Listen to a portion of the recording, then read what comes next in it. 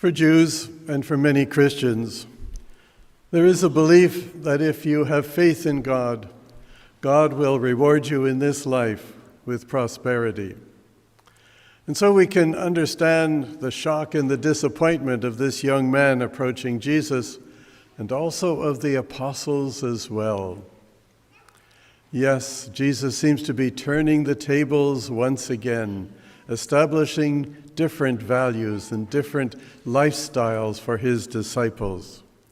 And there are still many people today who believe that if you're faithful to God, God is going to reward you with riches and a good life. And maybe for a few people it works, but not for the majority of people. Because then there's that tendency to look down on the poor and to say, oh, it's obvious they don't have faith in God. But look at me. And so it leads to pride. But Jesus, of course, is warning us about the danger of riches. Why? Because they can become a distraction for us. They, in a sense, insulate us from a life around us and care for the poor and those who are in need. But even worse than that, it insulates us from our need for God. Because when you have lots of riches, you tend to have confidence in that rather than in God. And so your whole life is directed towards looking after this wealth, worrying about your investments and what you're going to do. And that's so easy then to forget about God. And perhaps people even say, what do I need God for? I have everything that I need. But there's a parable about the man who stocks his barns full of things and says, now I can relax. And Jesus says, you fool, this very night your soul will be demanded by God. And so these people tend to think, well, I don't need it, I have money, I can do everything. Jesus uses the example of a camel and the eye of a needle. Now, I suppose there's two interpretations of that saying of Jesus.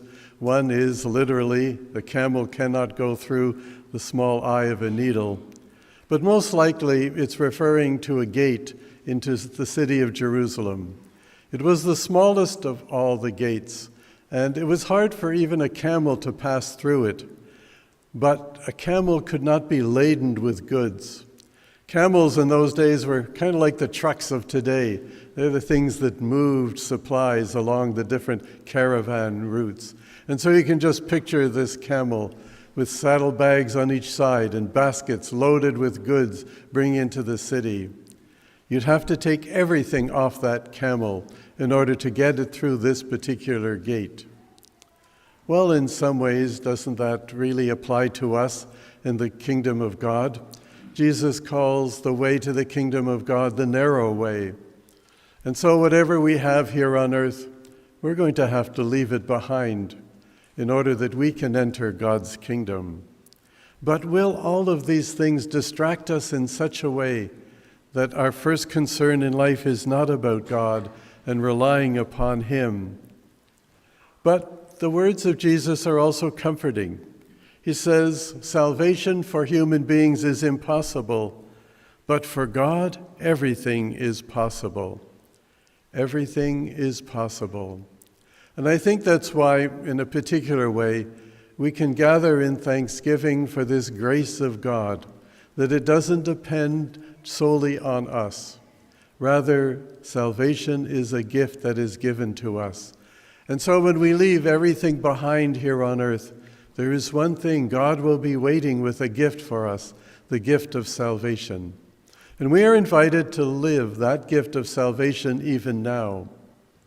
Now, it looks as if Jesus is condemning people with money, but he's not. He's just warning of the dangers that this wealth will change their attitude and deflect them from the kingdom of God. But Jesus reminds us in another place, use that wealth for other people so that you care for the poor, that you are generous, that you are kind. And that is what we are called to do, to share the gifts that we have, either the natural gifts that we have or else even the wealth that we have. It's always an interesting story and an uplifting story to hear about wealthy people who use their money. They're not attached to it. Rather, they're always giving it away to help other people, whether they build hospitals or whether they help care for St. Vincent de Paul societies. No matter what they do, they are using that. And that's what Jesus is calling us to do, to use our gifts. And so let us, as Jesus says, lay up treasures for ourselves in heaven, where neither moth nor rust consumes. Make friends, he says, for yourself by means of wealth, so that when it is gone, you may be welcomed into the eternal home. And so we are called to rely on the power of God, and what we cannot do, he will do by his power, and we will have treasure in heaven.